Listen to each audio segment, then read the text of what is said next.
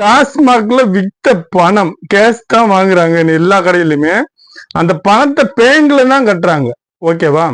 பேங்க்ல கட்டையில அந்த பேங்க்ல இருந்து பணம் வந்து யாரு பேருக்கு இது டிரான்ஸ்பர் ஆயிருக்கு?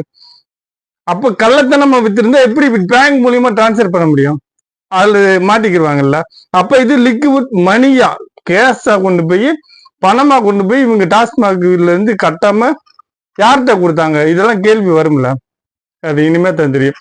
இவங்க எப்படி இவ்வளவு தைரியமா இந்த வேலையை செஞ்சாங்க? யாரு உதவியோடு? நம்ம செந்தில் பாலாஜி தான் இவருக்கு வந்து இருக்கிறாரு.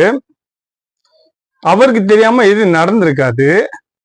அவர் எவ்வளவு தைரியமா இந்த வேலையை செஞ்சாரு, யாரும் கண்டுபிடிக்க முடியாதுன்னு செஞ்சாரான்னு எனக்கு இன்னமும் சொல்ல தெரியல. ஏன்னா அமலாக்க இப்போ திமுகவில் இருக்க ஆள்தான் போட்டு கொடுத்து இந்த பிரச்சனை வெளியில வந்துச்சுன்னு ஒரு வதந்தி வந்துட்டு இருக்கு. அதுவும் எந்த தூரத்துக்கு உண்மையா பையன் தெரியல. மதுபான தொழிற்சாலையிலிருந்து குடோனுக்கு வரும் எந்த இதுக்குமே கணக்கு வழக்கே அவங்க காமிக்கலன்னு தான் வந்து நியூஸ்ல எல்லா இடத்துலயும் சொல்லிட்டு இருக்காங்க. அப்படி கணக்கு வழக்கே காமிக்காம இருந்தா வித்த பணம் பூரா யார்கிட்ட கொடுத்தாங்க? அங்க வித்த அப்ப வந்து சூப்பர்வைசர் இவங்களுக்கு எல்லாம் தெரியாம இருக்குமா? அவங்க போய் பேங்க்ல கட்டி பேங்க்ல இருந்து வந்து குடோனுக்கு வந்து அந்த பேட்டரிக்காரங்களுக்கு டைரக்டா பணம் அனுப்பிச்சாங்களா? அப்படி அனுப்ப முடியாதுல்ல. இதனுடைய சரியான உண்மைத்தன்மை வந்து கூடிய சீக்கிரம் வெளிவர வேண்டும். யார் யாருக்கு தொடர்பு?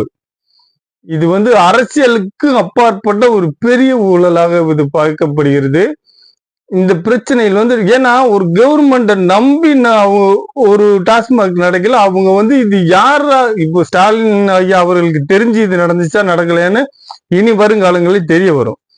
இந்த டாஸ்மாக் ஊழலை பத்தி இவங்க எப்படி வந்து கண்டுபிடிச்சாங்க? இது என்ன பிரச்சனையில போயின்னு இருக்கு? இந்த செந்தில் பாலாஜி இவர் யாரு சொல்லி இவர் இவ்வளவு தைரியமா இந்த வேலையை செஞ்சாரு? இது பின்புலம் என்ன?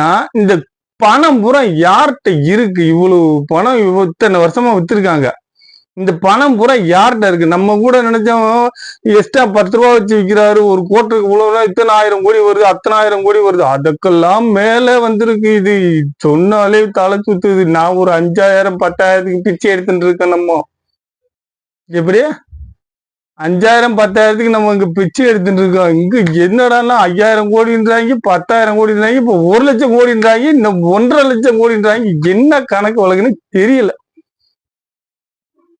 யார குறை சொல்றதுன்னு தெரியல. ஓட்டு போட்ட மக்களை குறை சொல்றதா, இல்ல எல்லா ஓட்டு போட்ட மக்களை நம்ம ஏமாத்துறமேன்னு கொஞ்சம் கூட குற்ற உணர்ச்சி இல்லாம இருக்கிற அரசியல்வாதிகளை குறை சொல்றதா?